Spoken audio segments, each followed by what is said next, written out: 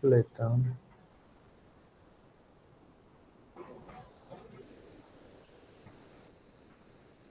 Si en pantalla completa les está pasando la presentación.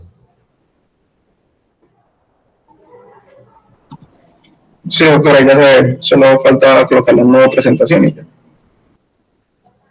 No te entendí nada.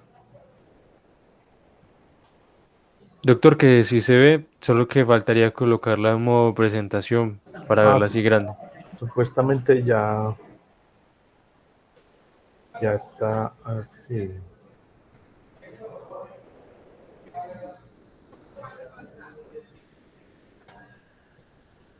Permítame un momentico. Ya.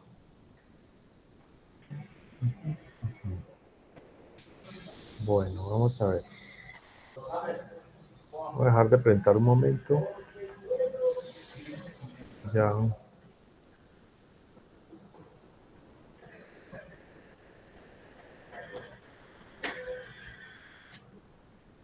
Bueno, listo.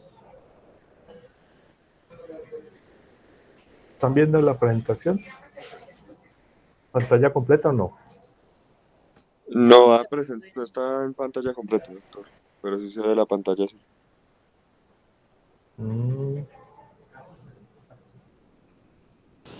Doctor, de pronto cuando le da presentar, le está dando en presentar todas las ventanas.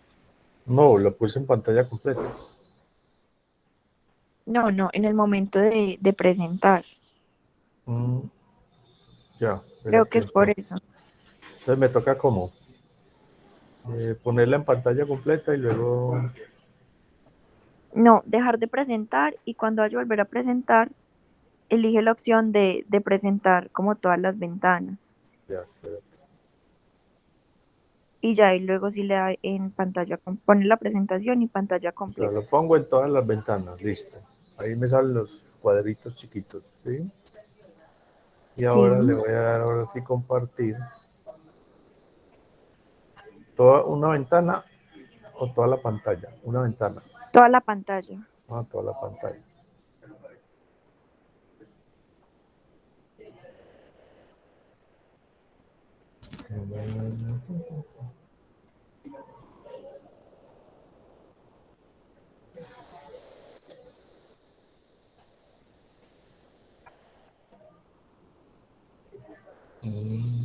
Ahora sí.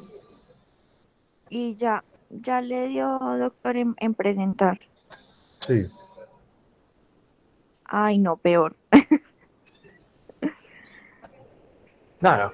No, porque No, aparece. doctor, Señor, voy a dejar de compartir otra vez. vuelva a compartir. Es que yo creo que es más del PowerPoint. ¿Será? Sí, porque nosotros leemos la pantalla normal, o sea, la pantalla se le ve, se ve la presentación, sino que el modo de presentación es diferente, pero en el PowerPoint. Sí.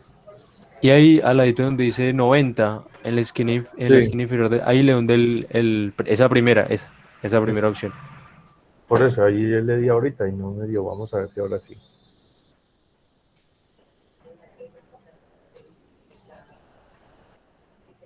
¿Ahora sí?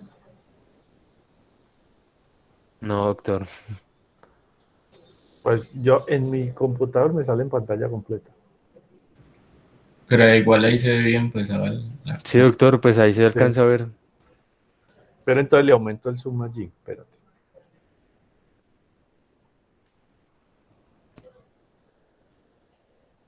La última tijeras. A ver si de pronto esta huevonada funciona. Aumento el zoom aquí para que nos quede más. Nos quede a ustedes más grande. Acá compartir. Ahí la están viendo. Sí, doctor. Bueno. Entonces, hoy vamos a hablar de líquido sinovial. Otro de los líquidos importantes que desde el punto de vista de osteo debemos tener en cuenta. ¿Sí? Digamos que este es un examen que no es de tanta frecuencia, pero se vuelve rutinario para estos pacientes con afecciones articulares, que digamos que en la región no son poquitos, que nos van a presentar con cierta frecuencia y que lo que se pretende es mirar cómo desde el punto de vista microbiológico ese paciente está teniendo una afectación en sus articulaciones, bien sea por algo que se reporta como un cuerpo extraño para el organismo o por anormalidades en el líquido como tal, en el líquido sinovial, que terminan generando un proceso de incapacidad y una patología, en algunos casos severa, de los pacientes, ¿sí? Entonces, ese líquido es un ultrafiltrado, o sea, eso es casi como líquido cefalorraquídeo, un ultrafiltrado de la sangre que cubre las superficies de la membrana sinovial y del cartílago y tiene varias funciones. La principal es la nutrición de toda la articulación, el otro es la lubricación de esa articulación y una tercera que es un sistema de amortiguación o de lubricación en relación a las condiciones de movimiento de la articulación. Entonces, esas serían como las tres funciones principales de la presencia de ese líquido en las distintas articulaciones. Es importante analizar que el cuerpo humano está compuesto en un gran porcentaje por líquidos, y entonces encontramos que para la mujer y para el hombre la masa corporal está formada en un 45% de sólidos en el caso de las mujeres y 55% fluidos en el caso de las mujeres, y en el caso de los hombres es un 40% de sólidos y un 60% de fluidos.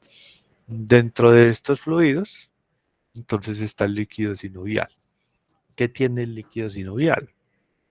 Ese líquido sinovial está compuesto por un sinnúmero de células, que son las células propias del proceso de descamación celular, que es importante que estén, que siempre vamos a encontrar reportes de células descamativas, pero que hacen parte como del proceso natural de intercambio de células por unas células jóvenes, unas células intermedias, unas células maduras y unas células viejitas, que son las que se descaman, ¿cierto?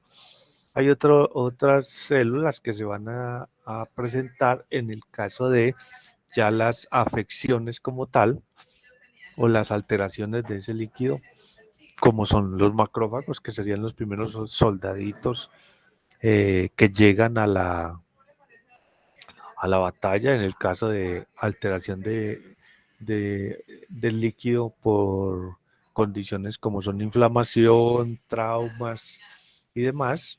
Y luego estaría el grupo de los monocitos, los linfocitos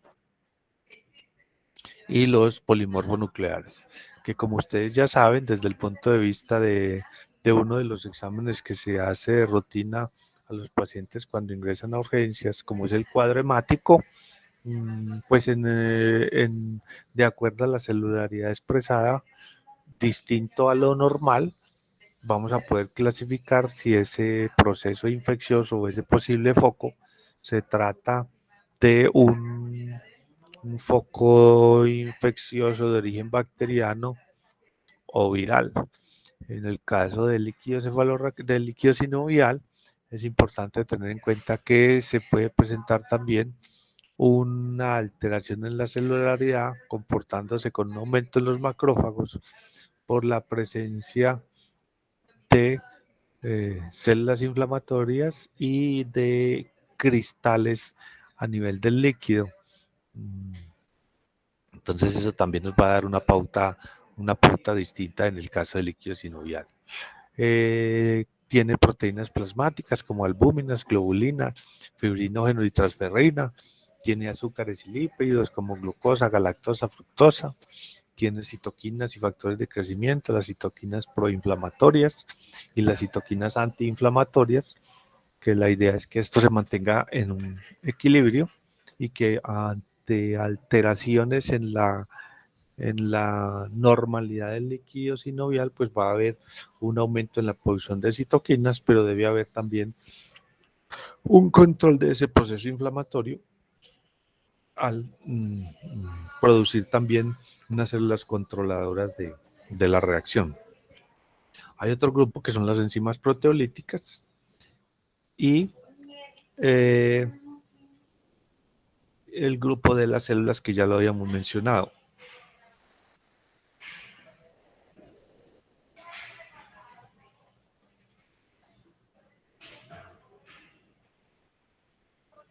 Ay, perdón.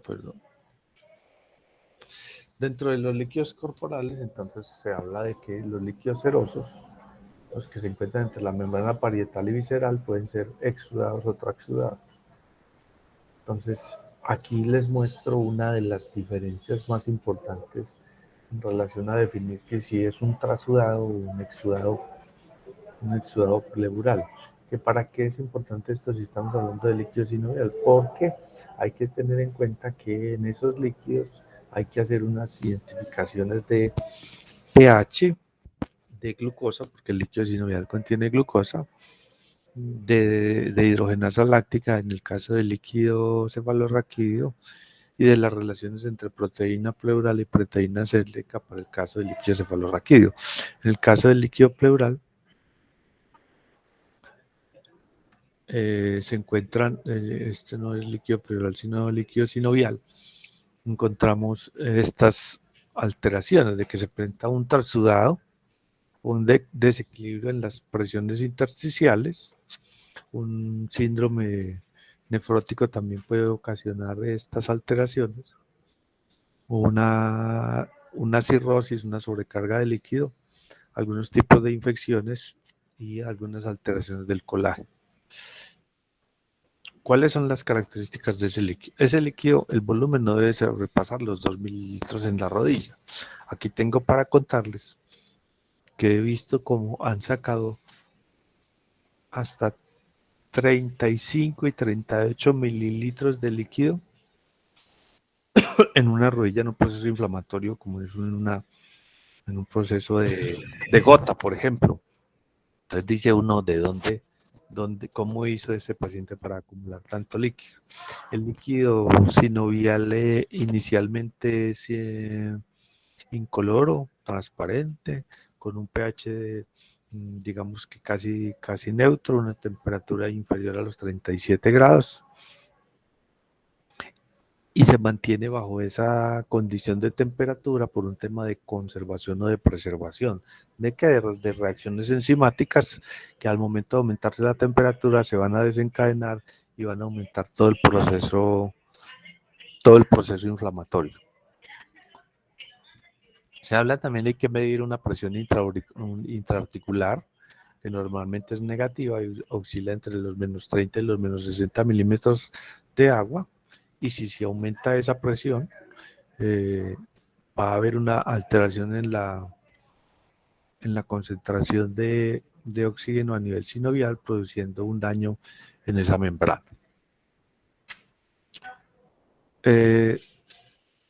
Como habíamos dicho que una de las funciones que tiene ese líquido es la lubricación y en un parámetro muy importante la amortiguación,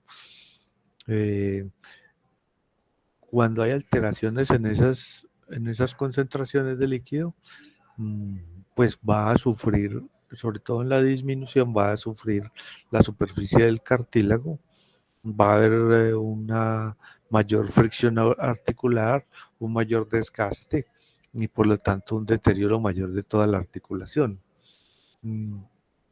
Dentro de los elementos fundamentales de esa lubricación está una enzima que es la lubricina y un proteolípido activo de superficie que le otorga la capacidad de deslizamiento mayor a esa articulación, por ejemplo en el caso de la rodilla.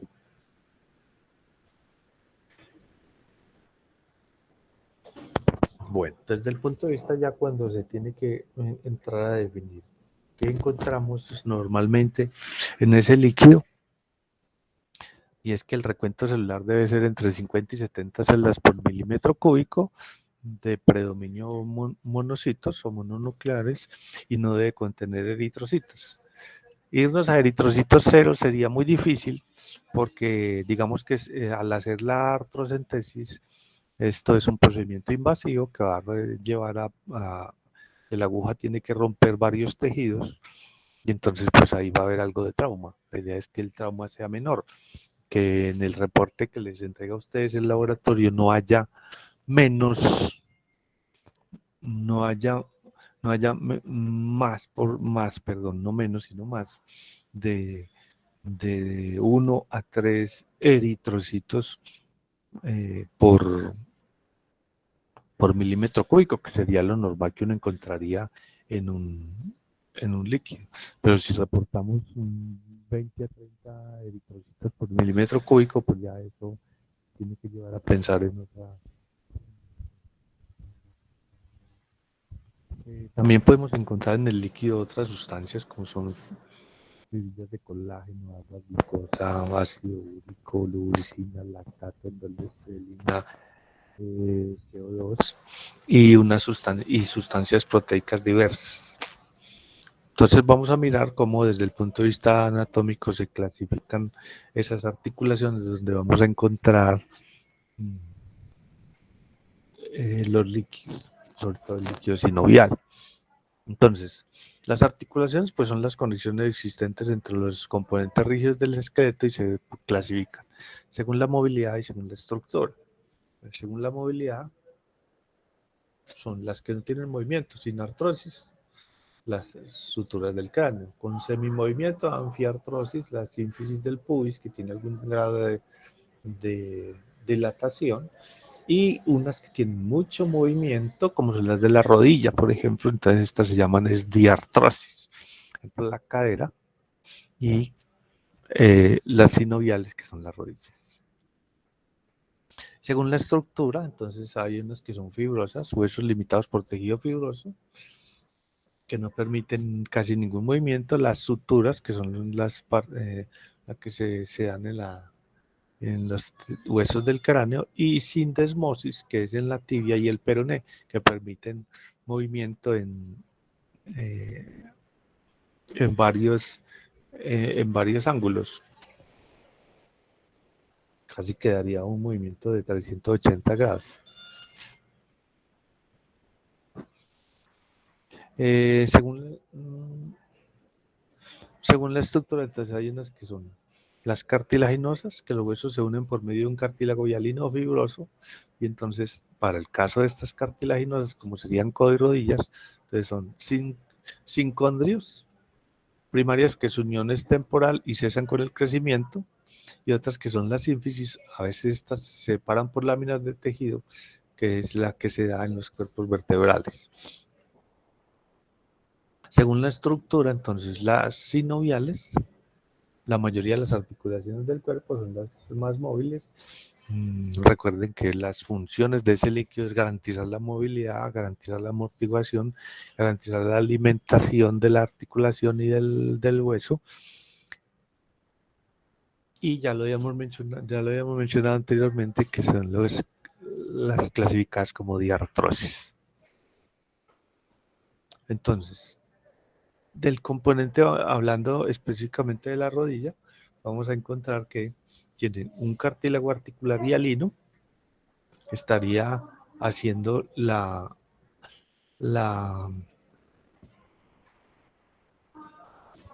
conexión, digámoslo así, entre el fémur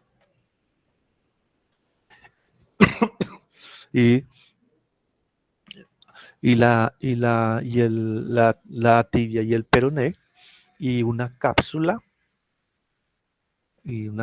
fibrosa que está delimitada en la superficie por otra membrana. Entonces, alrededor del hueso vamos a encontrar la membrana sinovial, el líquido sinovial, como tal un amortiguador, que es el menisco, y alrededor de eso pues están otra serie de estructuras que permiten garantizar desde el punto de vista osteomuscular, garantizar el movimiento. Entonces, ¿de dónde viene esta vaina? Viene de una palabra griega que significa sin y del latín ovum. Entonces, sería como con huevo, semejante a la clara de huevo cruda. Nótese la diferencia que hay entre el líquido sinovial y el líquido cefalorraquídeo, que el líquido cefalorraquídeo se habla que es como cristal de roca, o sea, una botellita de agua totalmente transparente, que uno, digámoslo así, se aterra del grado de transparencia que tiene el líquido cefalorraquídeo versus el líquido sinovial, que a pesar de ser transparente, no es tan transparente como el líquido cefalorraquídeo. Para hacer el ejemplo de lo que estamos usando ahora todos, sería como mirar el tarrito del gel antibacterial. En esos geles que no tienen pues colorantes ni nada de eso, el líquido sinovial se comportaría o se vería a la óptica de cada uno como se ve el gel antibacterial, como de ese grado de transparencia. En cambio, el líquido cefalorraquídeo es totalmente transparente y por eso se habla de que se ve como cristal de roca, y en el caso del líquido sinovial se dice que es como clara de huevo, que es transparente, pero no tanto. Bueno, ¿qué es? Ya habíamos dicho que es un dializado de plasma mezclado con ácido hialurónico. Cuando tenemos alteraciones en la producción de ácido hialurónico, producto de ácido hialurónico y de precursor de colágeno, pues empiezan a presentar los pacientes un cierto grado de molestia o de incapacidad con respecto a sus articulaciones. Para el caso de la zona, yo no entendería por qué se presenta tanto paciente en la zona con procesos artríticos en las distintas etapas de su vida. Esta patología no es menor para la zona. Digamos que en el último ASI presentado desde el ministerio, cuando uno mira patologías no transmisibles, encuentra que las manifestaciones artríticas ocupan un lugar importante dentro de esa escala de la caracterización, estando dentro de como de las primeras 15 causas de consulta a nivel de la región, que yo no tengo, digamos, no tengo entendido, no tengo el conocimiento para definir cuál sería la causa, una de las causas principales de que esto esté ocupando un lugar de relevancia en cuanto a la consulta médica en los distintos servicios de urgencias y servicios ambulatorios. Entonces, ese líquido, digamos que se da o se genera por la ultrafiltración de una red vascular en el tejido sinovial presente en la articulación, mientras que el ácido hialurónico, que es una mucoproteína, se segrega en el dializado por las células sinoviales. Ambos tendrán que estar en equilibrio para garantizar la funcionalidad que va en términos de 3 vías en relación a lo que es el líquido sinovial. Entonces, una vez se va produciendo, en la medida que se va produciendo, recuerden que se va reabsorbiendo. La idea es que se mantenga alrededor de los 2 mililitros más o menos por cada articulación. No quiere decir que si un paciente tiene 2.5 es un paciente que está enfermo, no. Más o menos habla la literatura que se mantiene alrededor de los 2 mililitros en cada articulación. Este líquido permite, como ya lo habíamos dicho, la nutrición total para para ese cartílago. En la medida que el cartílago se encuentra nutrido, pues la funcionalidad de la articulación va a ser tal que no va a llevar al paciente a una consulta médica. Pero cuando ya ese paciente tiene algún tipo de manifestación, pues va a tener que acudir de forma inmediata o no tan inmediata, según sea el tipo de manifestación. Entonces, ¿cuál sería el motivo de estudio? Cuando hay variaciones, sobre todo en los procesos artríticos, ya un paciente con un diagnóstico de artritis o un paciente producto de un trauma, se produce la inflamación de la articulación por distintas causas. Hablamos de 5 causas, dentro de la cual se encuentran pues la más importante, las artritis supurativas o sépticas, y las artritis por reacciones inmunológicas o enfermedades autoinmunes, que ustedes saben que en la región también hay una gran cantidad de patología de enfermedades autoinmunes. Otras por la artritis ya diagnosticada, una artritis reumatoide, fiebre reumática, que también hay muchas. Por agentes químicos, como en el caso de los pacientes hemofílicos que tienen alteraciones en las producciones de algunas enzimas de tipo inmunológico, y por agentes físicos o mecánicos, que aquí, digamos que tengo para contarles que a nivel del San Juan de Dios, este es uno de los motivos de mayor frecuencia: agente físico o agente mecánico, trauma o gota.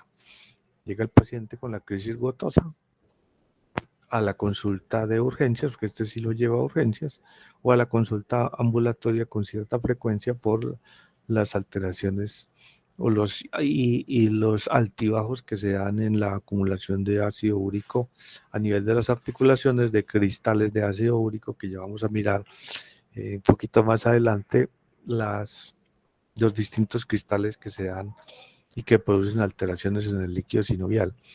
Tengo para contarles que, por ejemplo, este fin de semana, desde el punto de vista de trauma, fue un fin de semana loco para la ciudad de Armenia, porque hubo mucho trauma, mucho accidente en moto, mucha pelea, mucha cosa que muestra lo más feo de la sociedad, de la cual creímos que habíamos salido reinventados después de la pandemia, y resulta que fue al contrario, nos reinventamos pero para mal. Entonces hacen un concierto y resulta que en el concierto termina hasta con muertos. Pues qué tristeza. Y dentro de todas esas cosas que pasaron, pues llegó mucho paciente con trauma y muchos con traumas físicos. Y ahora viene el otro cuento. En el trauma mecánico. ¿Por qué será el trauma mecánico? Pues quiero contarles que el trauma mecánico se da principalmente por un desconocimiento en el manejo de herramientas, por ejemplo. Entonces, aquí tengo para preguntarles cuántos de ustedes conocen una pulidora, una herramienta que se llama una pulidora. Yo, doctor.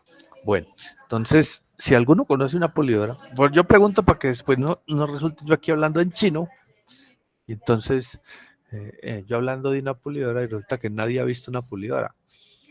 Como los muchachos, y como creía mi hija que el pollo frisbee era otra cosa distinta a una gallinita en un establo,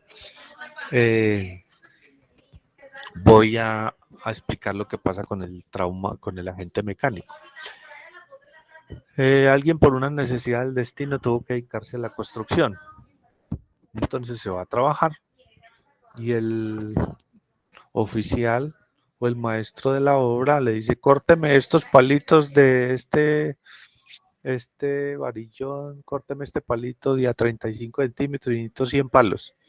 Y le pasan una pulidora con un disco nuevo, y resulta que lo primero que uno le quita a la pulidora, pues en Colombia, lo primero que usted le quita a la pulidora es la protección que trae por si el disco se revienta. Segundo, Lo primero que bota después de la caja en la que viene la herramienta son las instrucciones. Y resulta que en las instrucciones hay una cosa que se llama manual del usuario. Y en el manual del usuario, una de las primeras recomendaciones que se hacen es use los elementos de protección adecuados para el manejo del instrumento, para el manejo de la herramienta. Y muéstrame pues en una obra a ver a quién le hacen poner las gafas para que una esquila no le va a dañar el ojo. Quién se ubica de manera que si se le soltó la pulidora no arranque hacia su cuerpo, que es lo que generalmente pasa. Y cuando está cortando los palitos, el señor del ejemplo que les estoy poniendo, apoya el palo largo con la rodilla. Entonces, está cortando el disco, por algunas circunstancias se parte, una debilidad de materiales, un mal uso de la herramienta y vuela el disco. ¿Adivina dónde vuela? A la rodilla. Y hace la cortadura o la fractura, en la mayoría de los casos. Que día llegó un señor aquí casi con el tobillo ahí colgando, porque pues, se partió el disco la polidora y le quedó medio disco incrustado a nivel del tobillo. Ese es este que aparentemente debería ser el último agente físico mecánico, los traumas. Digamos que la gota pues va, pero los traumatismos no deberían ser tantos. Resulta que sí, son muchos. Uno, por eso que yo les mencionaba del manejo de los instrumentos o de las herramientas sin entrenamiento. Y dos, por el tema de los politoteados en moto, que no son poquitos, que los fines de semana parece que la gente saliera a matarse en moto, como nos pasó este fin de semana que casi que se nos colapsa el quirófano en el hospital por estar atendiendo las urgencias de traumas, unos de moto, otros de bala y otros de puñal, y otros del silletazo y el pupitrazo y la banca que le metieron en una rodilla. Que eso fue lo que pasó este fin de semana, desafortunadamente, en la ciudad en la cual todos vivimos y algunos más orgullosos que otros de lo que pasa en el Quindío, que tan rico Armenia, y yo pues no, a veces no le veo lo tan rico. A pesar de que aquí trabajo, aquí tengo mi hija, aquí tan, pero a veces ve uno unas cosas tan aberrantes en urgencias que dice uno, yo en qué ciudad es la que vivo y que aparentemente aquí no pasa nada. Bueno, eso ya es publicidad política no pagada. Entonces ya cuando se da digámoslo así, la presencia del paciente en urgencias, pues se recomienda hacer la artrocentesis, que no debe ser un examen de rutina, debe ser un examen que requiere unas condiciones prevalentes para poderlo solicitar. Entonces ya la artrocentesis como tal es la extracción del líquido sinovial. ¿Para qué? Para lograr un diagnóstico adecuado. ¿Sobre cuál articulación? Pues la rodilla, que es la de más fácil acceso por ser la articulación más grande. Entonces vamos a mirar qué está indicado en el caso de estas patologías. Monoartrosis aguda, sospecha de artritis infecciosa, cristalopatías, que uno de esos cristales puede ser el ácido úrico, que se empieza ya por una mala absorción del ácido úrico, empieza a acumularse y se acumula a nivel de las articulaciones. Derrames crónicos de origen desconocido. Y entonces, pues necesito saber cuál es el grado de inflamación y cuál es la sospecha de la hemartrosis. Si encontramos que ese líquido está completamente lleno de sangre, pues obviamente no fue por el trauma. Esperamos que no sea por el trauma de introducir el instrumento para la artrocentesis. Entonces, pues ahí tenemos que empezar a sospechar otras condiciones. Está contraindicada cuando ya sé que es una infección local periarticular, cuando tengo una dermatitis en la zona de la punción, cuando el paciente tiene una bacteremia, cuando hay trastornos en la coagulación y cuando hay poca colaboración del paciente. Yo no puedo someter a un paciente ansioso que viene todo drogado a las 3 de la mañana, llevado el berraco y tiene además una crisis gotosa. yo no lo puedo someter a una artrocentesis sin que el paciente se encuentre en una buena condición, porque puedo producir un daño mayor por estar buscando unos cristales, puedo terminar causando un daño mayor. ¿Cuáles son las ventajas? Perdón que esto aquí se me... Las ventajas, buenos días, son diagnóstico y tratamiento y alivio rápido del dolor, porque el paciente, ¿por qué consulta? Por dolor. Raro es el paciente, tenía que ser uno de ustedes como médico o una enfermera, de pronto alguien de salud, que vea que la rodilla está roja, que está haciendo tal vez una erisipela o una celulitis y que diga, no voy a consultar porque esto no es nada bueno, sería uno de nosotros, ¿cierto? Pero el resto, el común, el 99.9% de las personas que van a llegar al servicio de urgencias o al servicio ambulatorio a su consulta, van a llegar porque, doctor, no aguanto el dolor en las rodillas. Mi doctora, ayúdeme que no aguante el dolor en las rodillas. Entonces, una ventaja, pues hay que hacerlo para poder atacar rápidamente eso.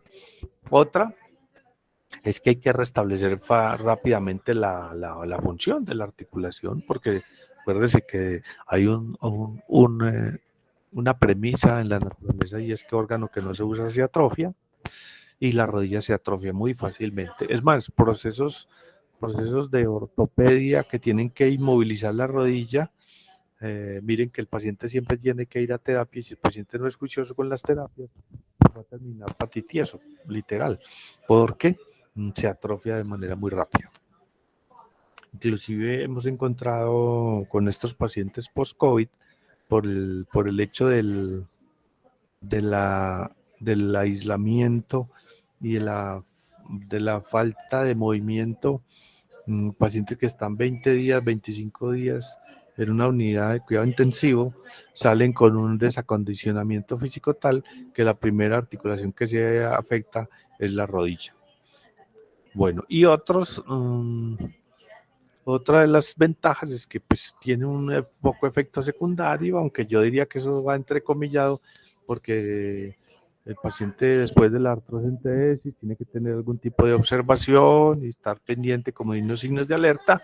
La ventaja es que tiene un bajo costo, porque hacer determinaciones, por ejemplo, de cristales requiere indudablemente hacer la artrocentesis para poder extraer el líquido, pero esas coloraciones de cristales son coloraciones costosas que a veces para los pacientes no son de tan fácil acceso y si uno tiene que esperar a que la EPS le autorice, pues ahí se muere de gota y no le llega la autorización.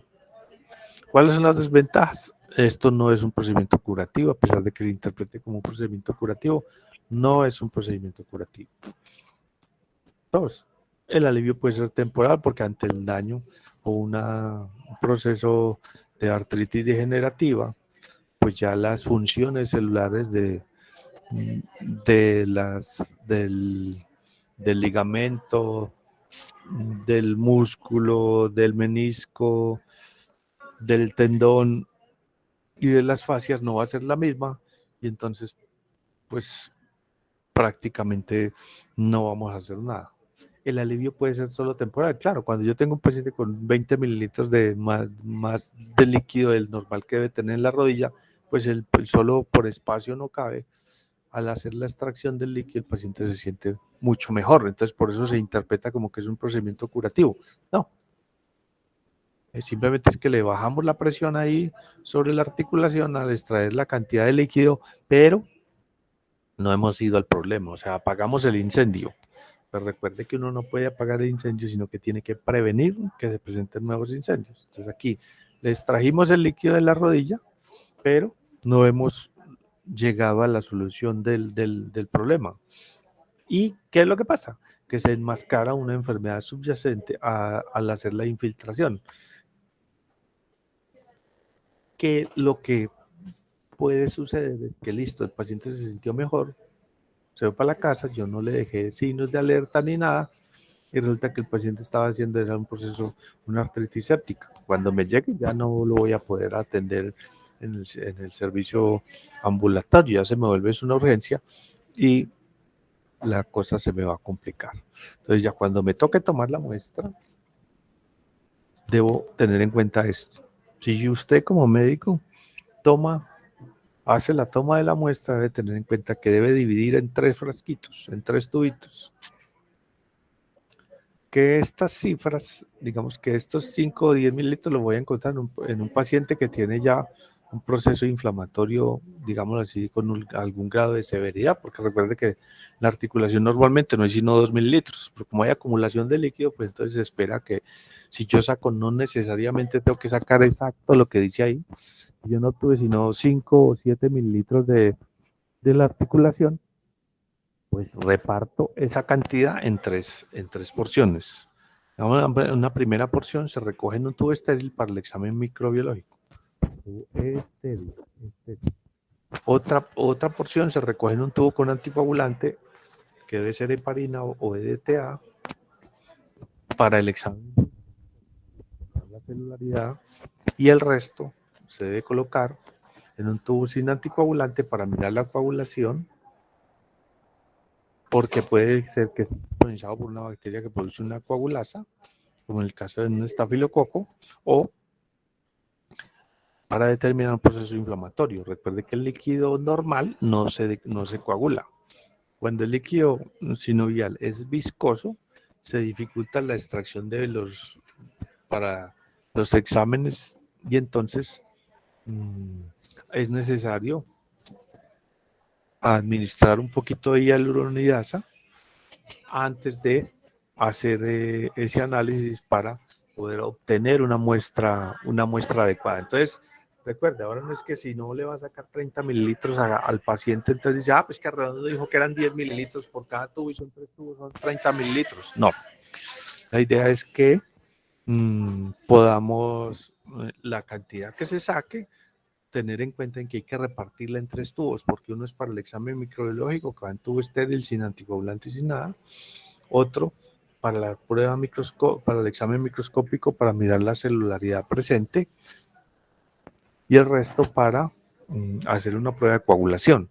Dentro del examen microscópico, yo lo que voy a hacer a determinar dentro de la celularidad, además voy a determinar la presencia o no de cristales, que después tendré que entrar a clasificar qué tipo de cristales son. Entonces, ya la preparación en fresco, el recuento de las células en las primeras 4 horas que llegue esto al laboratorio. La muestra se centrifuga y se miran las células, entonces se separa el sobrenadante, y en el sobrenadante se pueden hacer determinación de PCR, antígeno de RA, para hacer determinación de anticuerpos antinucleares y para hacer determinaciones de niveles de complemento, y hacer la determinación de cantidad de glucosa y la cantidad de albúmina presente en la articulación.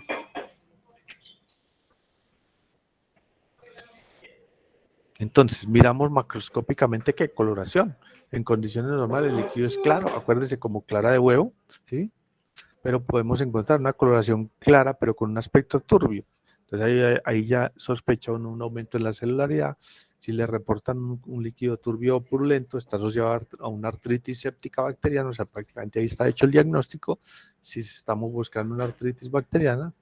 Y si está turbio y de aspecto lechoso, se debe a la acumulación de cristales, principalmente ácido úrico y cristales de colesterol, asociados a las artritis gotosas. Si está de color rojizo, puede ser asociado a la toma de la muestra, ¿sí? O que hay una hemorragia a niveles de la cavidad articular, o sea, una hemartrosis, que puede ser característica de un proceso hemofílico, o una hemorragia ocasionada por el producto del trauma, por el golpe o la caída o lo que haya pasado. Desde el punto de vista de la viscosidad, los líquidos no inflamatorios fluyen más de 4 centímetros, es decir, yo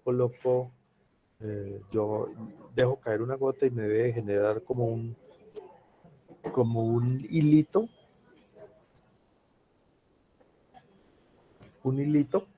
que puede superar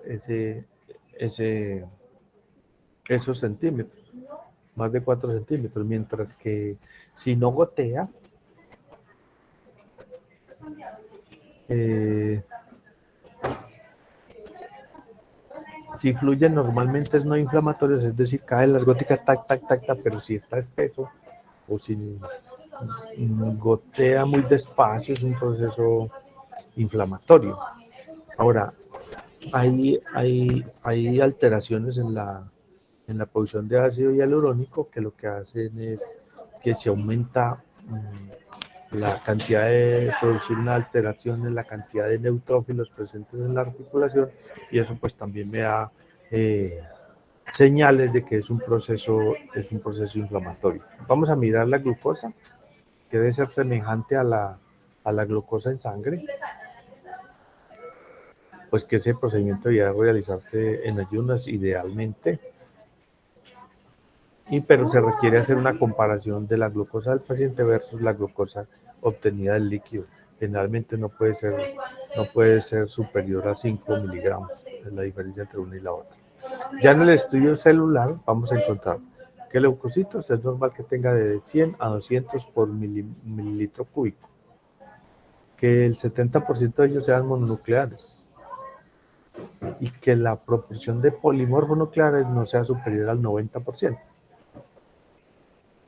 Entonces, si yo tengo un 70% de mononucleares, el 30% deberían ser polimorfos, pero si se me altera la fórmula, ya me da una sospecha de una artritis séptica o una artritis por cristales. Entonces, ya aquí nos metemos al cuento de los cristales. Esos cristales se visualizan en el líquido, pero requiere un microscopio de luz polarizada y un compensador de luz. Ese microscopio aquí lo tiene la Universidad del Quindío. Esos cristales, en el caso que les toca a ustedes, les toca mandar ese estudio de cristales, hay que mandarlo a Pereira o a Cali o a Bogotá, porque aquí en la ciudad no hay sino uno y hace parte del laboratorio de biomédicas de la Universidad del Quindío. ¿Qué vamos a encontrar? Uratos monosódicos, que son los presentes en la gota, pirofosfatos de calcio en las pseudogotas, los cristales de hidroxiapatita en las artritis y los cristales de colesterol en las artritis reumatoides. Ahí vemos cómo hay una cantidad de cristales, hay otros que son de ácido úrico,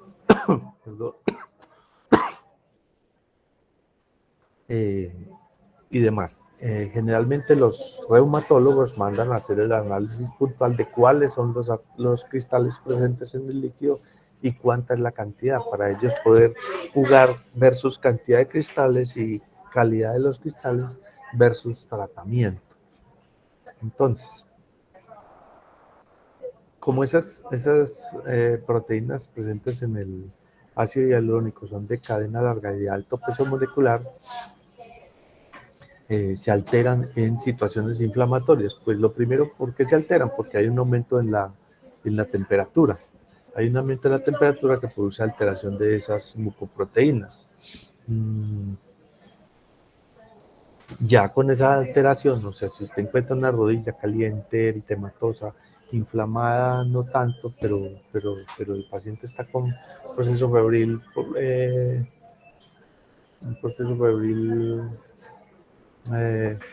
digamos así, que conminado a ese espacio, pues se encuentra ya casi que medio diagnóstico hecho. Con respecto al fibrinógeno, el líquido sinovial normal no posee fibrinógeno. Si se encuentra en las alteraciones de la sinovitis inflamatoria, se permite el paso de proteínas de alto peso molecular al fluido, con lo que el fibrinógeno puede presentarse por ser una proteína de alto peso molecular y se da una coagulación de ese líquido. Entonces, claro, produce un dolor intenso. De aquí que sea necesario el uso de algunos anticoagulantes para poder evitar que al momento de hacer o procesar el líquido en el laboratorio no se nos coagule rápidamente. Con respecto a la glucosa, entonces se requiere, ya lo habíamos mencionado, el conocimiento de la glucosa en sangre. Entonces, la situación ideal es que sea menor a 100.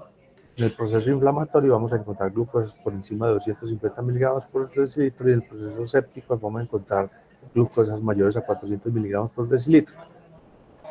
El líquido de sinovial, si no se está en ayunas, debe ser menor de la mitad de los niveles séricos. Es decir, si yo tengo 100 de glucosa, lo normal que tenga el líquido sinovial es que sea 50. Si está mayor, pues entonces vamos a encontrar que hay un proceso ahí ya inflamatorio. Entonces aquí definimos que los líquidos sinoviales sépticos es cuando el volumen es mayor a 3.5 mililitros. En el caso de los sépticos y los hemorrágicos, o sea, siempre hay aumento del volumen, o sea, usted no sería capaz de distinguir si es séptico o es hemorrágico. El color, en el caso de los líquidos sinoviales sépticos, son amarillos o verdosos, en el caso de los hemorrágicos son rojos o marrones. La viscosidad en el caso de los sépticos es baja, igual que en los hemorrágicos.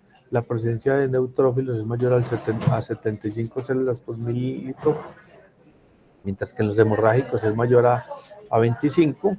La glucosa 1.38, o sea, 250 miligramos por litro, debe ser menor en el suero. Los cultivos, en el caso de los hemorrágicos, pues son negativos, en el caso de los sépticos, pues debería ser positivo, es lo ideal, ¿no? Estoy buscando a ver cuál es la bacteria. Y no necesariamente yo puedo tener un cultivo séptico de origen bacteriano, también puede ser de origen fúngico o por un Mycobacterium tuberculosis. Eso es bien importante tenerlo en cuenta. Doctor, una pregunta. Sí. Hay enfermedades víricas que se asocian a la artritis, pues que el virus Lo que pasa es que tenga... no es que el virus sea el sino que por la reacción desde el punto de vista del sistema inmune es tan agresiva que produce alteración en la viscosidad del ácido, del líquido sinovial, y entonces se da como consecuencia de una enfermedad viral. Miren que en el caso de COVID, los pacientes sufren tremendamente de dolores articulares, y en la articulación que más está afectando COVID ha sido la rodilla. Digamos que en esto tendrán que salir estudios a mayor profundidad, porque esto se ha venido presentando mucho. Y, por ejemplo, también en el caso de COVID, las alteraciones a nivel de columna son muy grandes, producto de la gran reacción inflamatoria que provoca el COVID. Entonces, tiene ahí como un componente, como una consecuencia sobre la articulación, algunas infecciones virales, específicamente pues ahorita hablando de lo que nos tenía pues tan mal, y como era el COVID. Digamos que esto era lo que queríamos resaltar del tema del líquido sinovial. No sé si tienen alguna inquietud con respecto a esto. Recuerden que no todos no todas las veces puedo hacer o mandar a hacer artrocentesis, que no es un procedimiento de rutina. ¿Cuándo se vuelve un procedimiento de rutina? Para los pacientes con diagnóstico de artritis.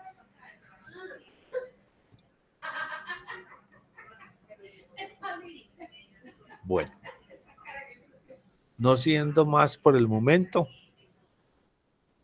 digamos que muchas gracias por la atención para los que estuvieron atentos. Espero que no se hayan dormido todos. Gracias, doctor. Y entonces quedamos pendientes. Creo que nos queda otro momento con ustedes, o ya le toca, creo que me queda otra clase con ustedes, ¿o no?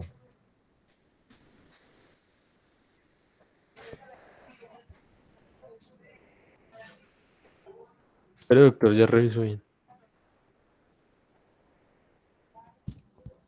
Sí, doctor, tiene meningitis aséptica. ¿Y esa es cuándo? El 27 de octubre, A la otra semana. en 2 semanas. En 2 semanas, bueno. Trataremos de que eso sí sea que esa sí sea presencial, ¿no? Y el 17 de noviembre tiene otra. ¿Y ahí qué es? Microorganismos asociados a infecciones de tejidos blandos. Ah, la de en tejidos hueso. blandos, sí. Listo. Bien, muchas gracias, pues. Tengan buen día.